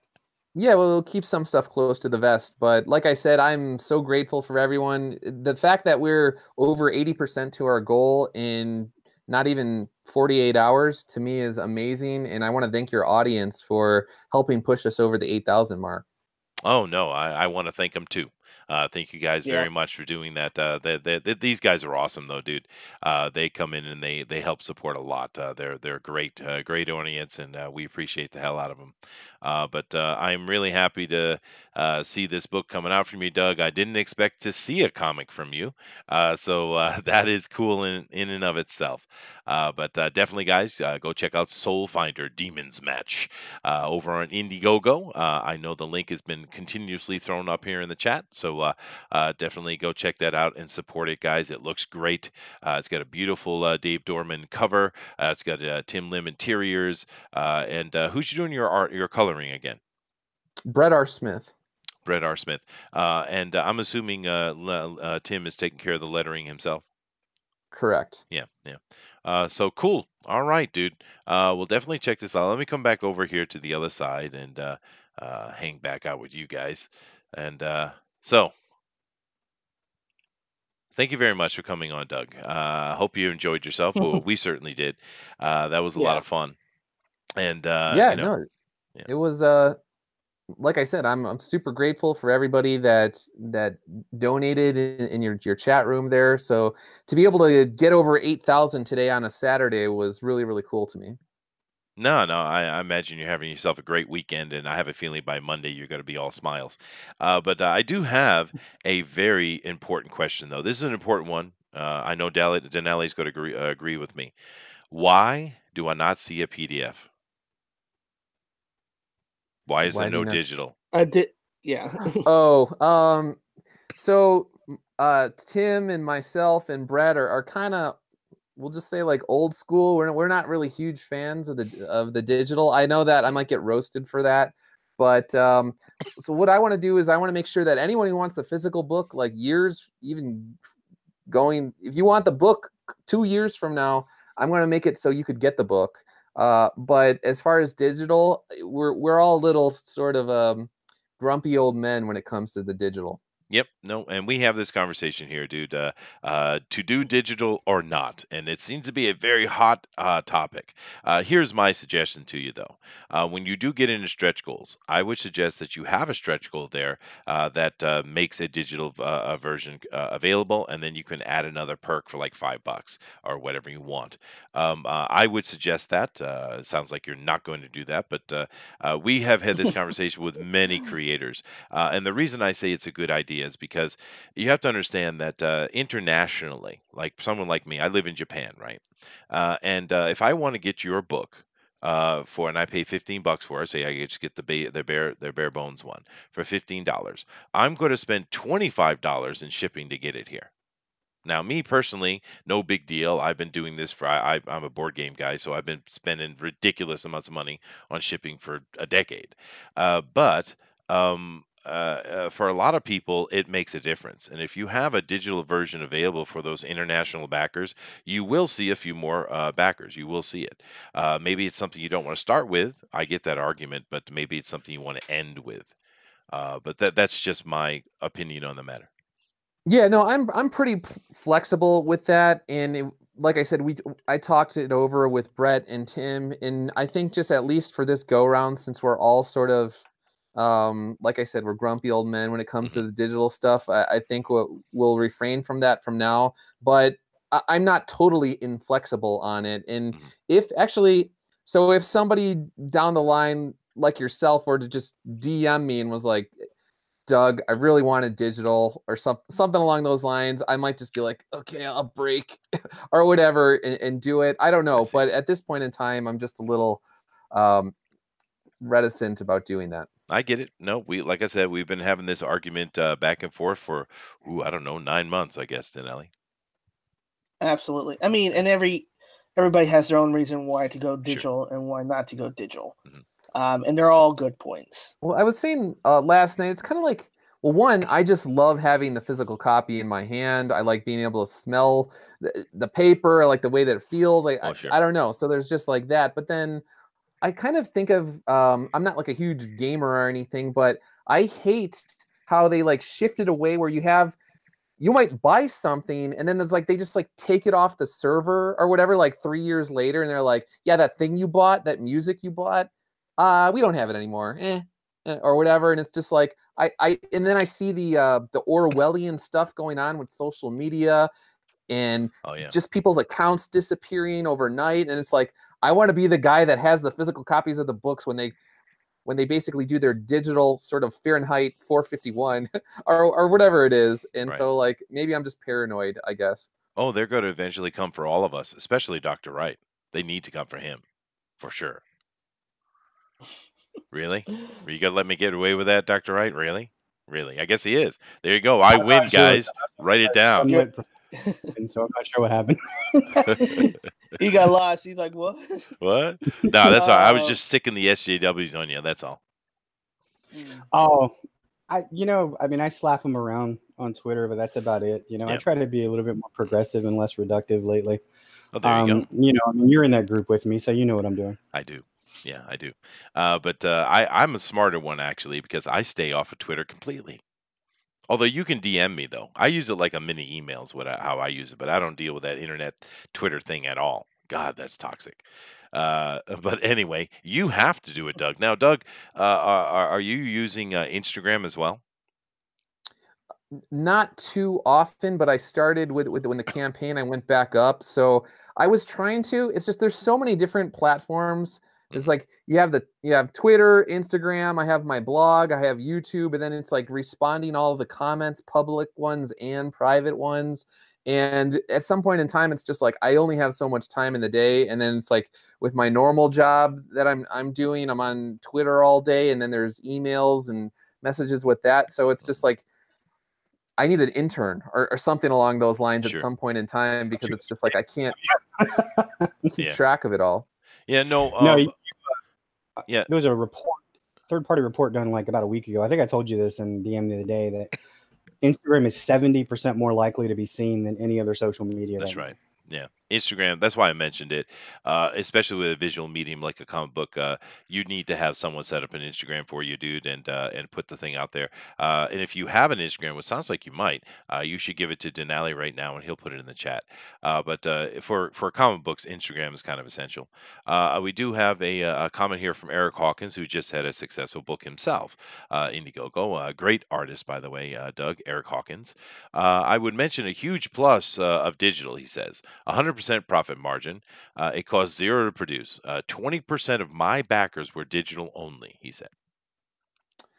Yeah, and so that gets into the like I was saying earlier with Tim and myself. Actually, so if somebody is if they are an artist, that is their vocation, and they need to make money. They need to put food on the table by their art. I totally get digital. But for someone like myself and Tim, where, like I said, I was willing to get a 0% take on this particular book as long as I could get a good story into people's hands. Sure. And it's like, so it just depends on where you are in life, what your vocation or career is, what degree money plays in terms of your needs and literally your survival. And so I totally get digital for some people, especially like you said, a 100% profit margin. Yeah, totally makes. So I'm not going to demonize anybody that does digital, like definitely not going to do that. But for myself, it's just like I said, I love the physical copies, and I don't know, maybe I'm just old. I think you're doing a compromise between the three of you too, because I mean, I know Tim, like I've seen some of his other campaigns have done digital and that kind of thing, but they've been a little bit more. So for him to go early, or to go like to the $15 price point, you know what I mean? Like you got the 10, like we were telling you, to do 3, and you said, I talked to the guys, they're pretty hard on the 10, and I could kind of see why is because that price point is so low, they're like, we've got to cover, our expenses. Right. You know what I mean? Right. And so they're wanting to make sure that that's done at that low price point.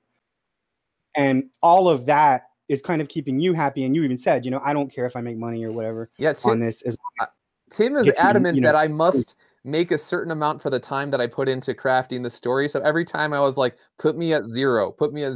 Like, he was like, no, Doug, we're not doing that. And so, we had some funny conversations along those lines, but like I said, and that's I'm seeing the economy here. I'm seeing the numbers. I'm seeing what he did with everything, and that's probably why you don't have a digital, honestly, or why they went against it, or he did in this case, because having a digital disenfranchises people to buy the book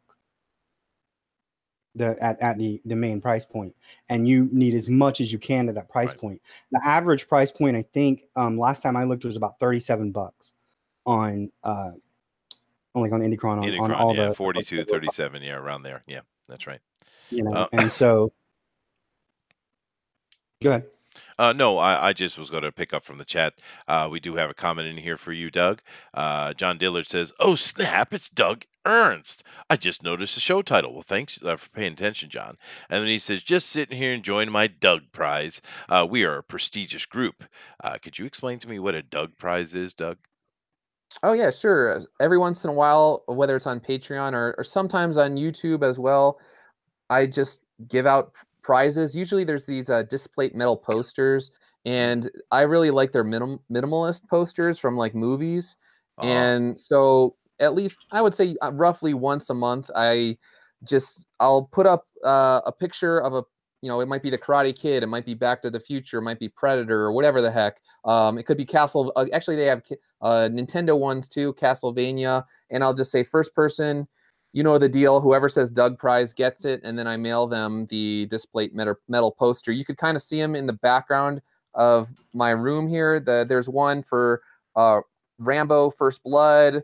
Over there is one for Winter Soldier as well. And I have another one. Oh, I took that one down. So, but anyway, I mail those out basically like once a month, and they're really pretty cool. I like them a lot. So he got a Doug Prize at some point in time, although I forgot which movie it was that I sent him. Well, tell us what it is, John. Eric Hawkins is continuing with his point here. He says, "I personally don't read digital often. I like to get my grubby hands on stuff. I offer digital because there is a mixture of consumers that only like digital and only like physical." And that's a good point, Eric. And we've discussed this many, many times here. And I think we understand both sides of it. But I am actually I have no problem with digital, but I'm on the side. I want the book in my hand. And Dillard says that I won mine in the Wade Zade name contest. Contest. I forgot about that. Yeah. Sweet, dude. All right, cool. But anyway, we've come to the end of our time here, Doug. We do appreciate you being here, man. It was a lot of fun to finally talk to you. So why don't you give your final closing comments and say what you want to say to the folks, dude? Well, like I said, I am very, very grateful for everyone who pushed us over the 8,000 mark. Thanks for everyone who took the time out of their weekend to listen to me talk about Soul Finder. But again, if nothing else, I'm biased. I think it's a solid story, but Tim Lim's work, Brett R. Smith, Dave Dorman, and Matt Weldon, I mean, if you just look at their art, I think even people that aren't particularly, there's always going to be critics out there, but if anyone who looks at that art, you know that you got a team together that they left it all on the field. And if you're going to take a chance on a book, I think it's a pretty good group of guys with a good track record. Your money is safe with us, and we want to get you a book in short order after the campaign ends. And again, thank you, and also to you guys for actually having me on tonight. I really appreciate it.